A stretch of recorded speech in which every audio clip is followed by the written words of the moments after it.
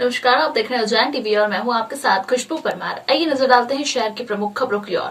पंचायत और नगरीय निकाय के चुनाव के पहले एक बार फिर ईवीएम का जन बोतल से बाहर आ गया। कांग्रेस ने की ईवीएम मशीनों की जांच। पंचायत चुनाव की घोषणा चुनाव आयोग द्वारा की जा चुकी है। अगले माह 3 चरणों में पंचायत चुनाव कराए जाने हैं। इसी के साथ ही नगरीय निकायों में भी चुनाव होना है। इसके पहले ही अब ईवीएम का जिन बोतल से बाहर आ गया है। दरअसल प्रशासन द्वारा मॉक पोल किया गया था, जहां शहर कांग्रेस कार्यकर्ता मौके पर पहुंचे और ईवीएम मशीनों को चेक किया। शहर अध्यक्ष रवि भदौरिया ने कहा कि कांग्रेस पूरे जोश के साथ पंचायत और नगरीय निकाय के चुनाव में अपनी भागीदारी निभाएगी। कोई गड़बड़ी ना हो, इस पर पूरा ध्यान दिया जा रहा है। अगर कोई त्रुटि या गड़बड़ी सामने आती है तो इलेक्शन कमीशन से पूरे मामले की शिकायत की जाएगी। हमारी पूरी पार्टी उसको चेक करने आई है, यहाँ पर मशीनों को भी चेक करने आई है। कांग्रेस पार्टी की पूरी नज़र है, पूरी नज़र रखे हुए हैं। अगर कोई भी विसंगति पाई गई हम इसकी शिकायत करेंगे। वहीं कार्यकारी अध्यक्ष सुरेंद्र मरमट ने कहा कि कांग्रेस युवाओं को आगे लेकर चुनाव के मैदान में उतर चुकी है और पूरी तरह से युवाओं के साथ नगरीय निकाय और पंचायत में कांग्रेस का बोर्ड बनाएगी। ईवीएम का एक टेस्ट है जो चुनाव के पहले होता है कि उसकी जो अगर खामियां हैं उसको पूरी करना एक प्रशासन का काम है और शासन का काम है। तो ये हमारा फर्ज है, चूंकि हम अभी विपक्ष में हैं तो हमारे फर्ज है कि सही सुचारू रूप से हो रहा ही नहीं, क्योंकि ईवीएम को लेकर लगातार जो धारणाएं हैं वो सत्य साबित कहीं ना कहीं हुई है। तो आज जो प्रशासन की तैयारी को हमने देखा है, अगर इसमें कुछ त्रुटि पाई जाएगी तो उसके लिए शासन और प्रशासन को अवगत करा जाएगा और आंदोलन किया जाएगा। और कुछ बात होती है तो नगरीय निकाय के चुनाव की घोषणा होते ही राजनीतिक पार्टियों की हलचल तेज हो गई है। आम आदमी पार्टी के मध्य प्रदेश प्रभारी पहुंचे उज्जैन। आम आदमी पार्टी के प्रदेश प्रभारी मुकेश गोयल के उज्जैन आगमन पर आम आदमी पार्टी के सदस्यों द्वारा स्थानीय टावर चौक पर अभिनंदन किया गया। इस मौके पर गोयल ने कहा कि मैंने सर्वप्रथम महाकाल भगवान से मध्य प्रदेश में साफ सुथरी सरकार देने के लिए आशीर्वाद मांगा है। हम मध्य प्रदेश में भी पंजाब और दिल्ली जैसी सुविधाएं देंगे और निकाय और जनपद में भी अपने उम्मीदवार खड़े करेंगे। जो भारतीय जनता पार्टी से और कांग्रेस पार्टी से प्रदेश की जनता त्रस्त है, पूरी तरह अपने आप को ठगा हुआ महसूस कर रही है। भारतीय जनता पार्टी का भ्रष्टाचार और कांग्रेसी पार्षदों का अपनी सरकार को गिराना, दल बदल करके भागना, और जिस प्रकार से केजरीवाल जी ने दिल्ली के अंदर विकास के कार्य करवाए हैं, पंजाब के अंदर विकास के कार्य भगवत मान जी कर रहे हैं केजरीवाल जी के नेतृत्व में, इसी प्रकार से निश्चित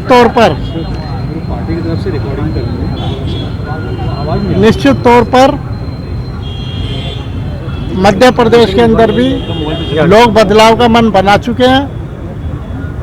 और हम सभी अपने कार्यकर्ताओं को साथ लेकर पंकज सिंह जी जो हमारे अध्यक्ष हैं मध्य प्रदेश के, उनके नेतृत्व के अंदर हम सभी कार्यकर्ताओं को साथ लेकर प्रदेश की जनता को यह विश्वास दिलाएंगे कि किस प्रकार से दिल्ली के अंदर सुविधाएं मिल रही है, किस प्रकार से पंजाब के अंदर सुविधाएं मिल रही है। बिल्कुल हम अपने कैंडिडेट के अंदर ये हम देख रहे हैं। जो भी हमारी कोशिश रहेगी, हम जीतने वाले उम्मीदवारों को चुनाव लड़वाएं और हमारा पूरा प्रयास है कि हम ज़्यादा से ज़्यादा नगर पालिकाओं में और नगर निगम के अंदर चुनाव लड़वाएं। वहीं प्रदेश अध्यक्ष पंकज सिंह ने कहा, प्रदेश प्रभारी ने मिशन 2023 के मिशन की शुरुआत महाकाल का आशीर्वाद लेकर की है। आम आदमी पार्टी सभी प्रकार के चुनाव में अपने उम्मीदवार लड़ाएगी। आज हमारे प्रभारी मध्य प्रदेश के माननीय मुकेश गोयल जी का आगमन हुआ, प्रथम आगमन मध्य प्रदेश में। तो बाबा महाकाल के आशीर्वाद के साथ इनका 2023 मिशन का अभियान शुरू हुआ। मध्य प्रदेश के अंदर आगामी चाहे नगर निकाय के चुनाव हो, चाहे पंचायतों के चुनाव हो, या 23 में जो मध्य प्रदेश के विधानसभा चुनाव हो, उन चुनावों में आम आदमी पार्टी ठोस और मजबूत विकल्प देने जा रही है। चूँकि मध्य प्रदेश के अंदर शिवराज सिंह चौहान के शासनकाल में लोकतंत्र की जगह लूटतंत्र चल रहा है और इस लूटतंत्र में कहीं ना कहीं भारतीय जनता पार्टी के साथ कांग्रेस पार्टी के लोग भी शामिल हैं। आप कोई दारू का ठेका उठाएं, बालू का ठेका उठाएं, इन सब जगहों पे कांग्रेस और भाजपा के कार्यकर्ता मिलकर इस प्रदेश को लूट रहे हैं। तो आम आदमी पार्टी अरविंद केजरीवाल जी का जो मॉडल दिल्ली में चल रहा है, पंजाब की जनता ने जो मोहर लगाई है उस मॉडल पे शिक्षा, स्वास्थ्य, बिजली, पानी, युवाओं को रोजगार, किसानों को फसल का दाम, महिलाओं को सुरक्षा और सम्मान, उस मॉडल को मध्य प्रदेश में भी लाएगी। आगामी सभी चुनावों में पार्टी ताकत और दम के साथ उतरेगी। घर के सामने से निकलने के मामूली विवाद में युवक पर लाठी से हमला कर दी हत्या। पान बिहार पुलिस चौकी का है मामला। पानबिहार चौकी के ग्राम मोतीपुरा में रहने वाला भगवान सिंह पिता देवी सिंह 26 वर्ष जंगल की ओर पैदल जा रहा था।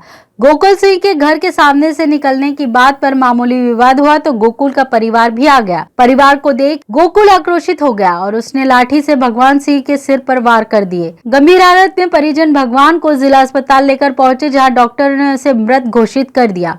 घटनाक्रम की जानकारी लगते ही पुलिस अस्पताल पहुंची और मृतक के परिजनों के बयान दर्ज किए। एक टीम ने पान बिहार में दबिश दी और गोकुल को राउंड अप कर लिया। हत्या का प्रकरण दर्ज कर मृतक का आज सुबह पोस्टमार्टम कराया गया है।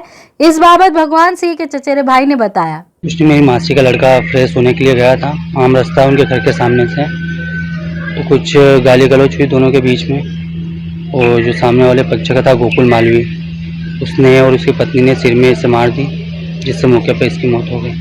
देवासगेट थाना क्षेत्र अंतर्गत विनोद मिल की चाल निवासी युवक से 2 युवकों ने धोखाधड़ी कर 2 पहिया वाहन फाइनेंस करा लिया। अब किस्त के लिए एजेंट कर रहे परेशान। दरअसल लगभग 3-4 महीने पहले पिता परमानंद यादव के पड़ोसी संजय सिंह चंदेल की पुत्री का मंगेतर लव निवासी खाराकुआ क्षेत्र ने अजय से उसका सिविल चेक करने के नाम पर आधार कार्ड, लाइसेंस और पासबुक के फोटो लिए और उसका सिबिल भी बता दिया। इसके बाद 27 मई को कंपनी के रिकवरी एजेंट अजय के घर पहुंचे, तब खुलासा हुआ कि अजय के नाम पर एक टीवीएस जुपिटर गाड़ी फाइनेंस है, जिसकी किस्त लगभग 3 महीने से जमा नहीं की गई है।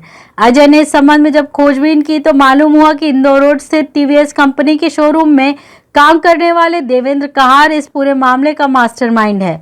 उसने अजय के कागजात का दुरुपयोग कर किसी अन्य व्यक्ति को घटिया के टीवीएस शोरूम से जुपिटर गाड़ी फाइनेंस कराई। अब फरियादी अजय यादव न्याय के लिए थानों में चक्कर काट रहा है। जब मेरे को मालूम पड़ा कि एक लव करके है और एक देवेंद्र कहार करके है, उनने फोटो भी बताई मेरे को, और ये फर्जी फोटो पे उनने फाइनेंस करके और घटिया से ये गाड़ी छूटी गई है। हाँ। देवेंद्र कहार कौन है? देवेंद्र कहार ये टीवीएस शोरूम का एजेंट है। ये ऐसे फ्रॉड काम कर रहे हैं और इनने अभी तक कम से कम 15 से 20 गाड़ी ऐसी फाइनेंस करवा दी लोगों को। आप शोरूम गए? शोरूम गया था मैं, लेकिन शोरूम पे जितने लोग काम कर रहे हैं वर्कर उन्होंने, और एक भी मैनेजर भी वहाँ का अपने से ढंग से बात नहीं कर रहा है। वो इसके ऊपर ढोल रहा है, वो उसके ऊपर ढोल रहा है, ऐसी बात कर रहा है। और एक भैया आए थे, वो उनसे मैंने बोला आपको 2 दिन बाद आप बताएंगे हम। देवेंद्र कहार से मुलाकात हुई आप? नहीं, मेरी नहीं हुई। एक लड़का उनने पूछा था कोई, वो मेरे से बोल रहा था कि आप शोरूम में क्यों आ रहे हो, बाहर चलो, मेरे से बाहर बात करो। तो मैंने बाहर क्यों बात करूँ, आपने मेरे डॉक्यूमेंट लगाए कैसे? आपके पास किसी प्रकार का समझौते के लिए फोन आया, कुछ दबाव आ रहा है? मेरे कहने समझौते के अभी 2 फोन आए थे कि आपको गाड़ी दे दी जाएगी, ये दे दी जाएगी, लेकिन मैं गाड़ी लेके करूँगा मैं क्या? आपने फाइनेंस ही नहीं कराया? जब मैंने फाइनेंस ही नहीं कराया तो मैं गाड़ी लेके करूँगा क्या? मेरा क्या मांगे आपकी? मेरी यही मांगे, इन दोषियों को सजा मिलना चाहिए। आज तो मैं गरीब आदमी हूँ, कल से कोई और दूसरे गरीबों के साथ अत्याचार नहीं हो ऐसा। कार्तिक मेला व्यापारी एसोसिएशन द्वारा सामाजिक न्याय परिसर में लगाए गए अम्यूजमेंट पार्क की अनुमति न होने का मामला सामने आया है।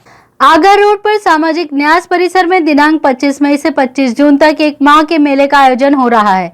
इसकी खासियत यह है कि यह बिना अनुमति संचालित हो रहा है। मेला संचालकों ने किसी भी विभाग से एनओसी नहीं ली, बावजूद इसके मेला बेरोक टोक चल रहा है। ताज्जुब की बात तो यह है कि मेले के लिए मात्र 10,000 वर्ग फीट की जगह ली गई है, जबकि मौके पर 50,000 फीट तक तामझाम फैला हुआ है। सूत्रों की माने तो नजूल विभाग को 10 लाख रुपए से अधिक का नुकसान हो रहा है। मेले संचालक द्वारा एंट्री फीस के नाम पर भी लोगों से पैसा लिया जा रहा है, जबकि वहां मौजूद संचालक सदस्य संतोष सोलंकी का कहना था कि परमिशन जारी होने वाली है। जी भैया, एक मेले को लेकर शिकायत हुई है कि इसकी कई अनुमतियां नहीं है, उसको लेकर आपका क्या कहना है? नहीं, अनुमति तो पूरी है इसकी अपने करने, दुकानें वगैरह अभी यही नहीं। हालांकि तो हमने अनुमति वास्ते 25 से 25 की दी थी, लेटर वो भी हमारे जारी होने ही वाला है 25 से 25 का। नागझीरी क्षेत्र की महालक्ष्मी कॉम्प्लेक्स स्थित मेडिकल के ताले चटकाकर चोर 10,000 की नकदी सहित मोबाइल उड़ा ले गए। उज्जैन नागझीरी थाना क्षेत्र में शुक्रवार शनिवार की दरमियानी रात में अज्ञात चोरों ने महालक्ष्मी कॉम्प्लेक्स स्थित सानवी मेडिकल स्टोर के ताले चटकाकर वहां दुकान में रखे 10,000 नगद व एप्पल कंपनी का मोबाइल चुरा लिया। सुबह लगभग 11 बजे मेडिकल संचालक हेमंत रायकवर मेडिकल स्टोर खोलने पहुंचे तो वहां शटर के ताले टूटे पड़े थे। उन्होंने तत्काल नागझीरी थाने पर चोरी की सूचना दी, किंतु 2 बजे तक पुलिस घटनास्थल पर नहीं पहुंच पाई। बताया जाता है कि सीसीटीवी फुटेज में सुबह 4 बजे के लगभग 2 अज्ञात बदमाश ताले चटकाते हुए दिखाई दे रहे हैं। मैं सुबह 11 बजे दुकान खोलने आया तो मुझे दोनों ताले खुले हुए पाए गए। तो मैंने दुकान के अंदर देखा तो मेरे गले के पैसे और मेरा फ़ोन दोनों ही चोरी मिले मुझे। कितने पैसे थे और कौन सा फ़ोन था? 10,000 के आसपास कैश था और आईफोन था मेरा।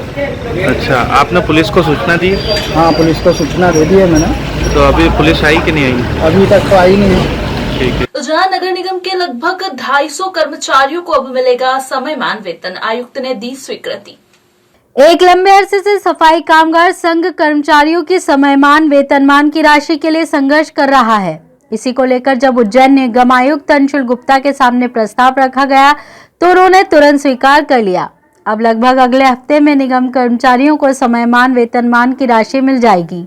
लगभग 4 से 5 हजार रुपए प्रत्येक कर्मचारी के हिसाब से लाखों रुपए कर्मचारियों में बांटे जाएंगे। इस बाबत सफाई कामगार संघ संरक्षक रामचंद्र कोरट ने बताया। लड़ाई तो 2 साल से 3 साल से चल रही थी, 2-3 आयुक्त यहाँ से चले गए, लेकिन ये जब आए उनके सामने जब ये बात रखी गई तो उन्होंने उसको तत्काल स्वीकार करा और निर्देश दिए। उसके लिए एक समिति का गठन भी करा, 5 आदमी 7 आदमी एक समिति है, उस समिति ने तत्काल उसका अनुशंसा करके कार्रवाई शुरू की। तो ये थे उज्जैन शहर के प्रमुख समाचार। ताजा खबरों के साथ बने रहने के लिए देखते रहिए उज्जैन टीवी। हमारे YouTube चैनल को लाइक सब्सक्राइब करना ना भूलें। नमस्कार।